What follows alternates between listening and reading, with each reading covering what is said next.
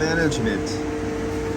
All new cars is about thermal management. Now here's going the extra mile, trying to extend the life of an AMG battery. And one, we all know the AMG batteries are more expensive. It's under the hood in this situation.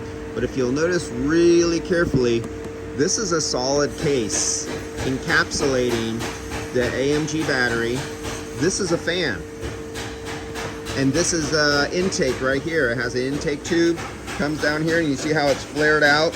And it's flared out because that's to help not only take in air, but when you're rushing down a freeway, when you have a flare, it's like a big funnel, and it scoops air and it centralizes it, and it increases the pressure and the volume, the mass of air, kind of like supercharging something, a turbocharger or supercharger, and it gets a ram effect that pushes the air inside.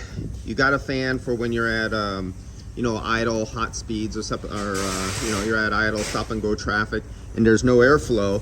Well, now you're going to need a fan, and it can suck up the air from out here and not bake the battery under the hood. This thing's totally encapsulated. And then on the side, you got the hot exhaust, hot engine. You have radiant heat.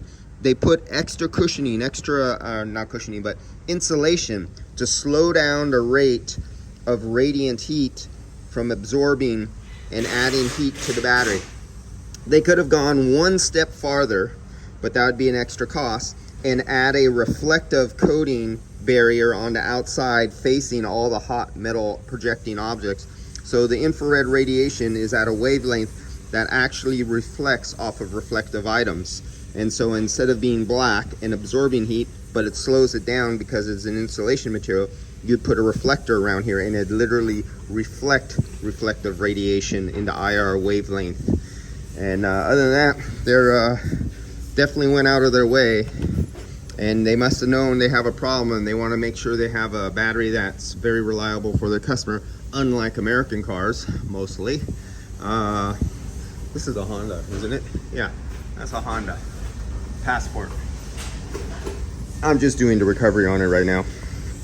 Even though it's pretty damn smashed up here, as you can see, it's not leaking. None of these are leaking. If we take a really close look at this, let's take a close look in there. See that there?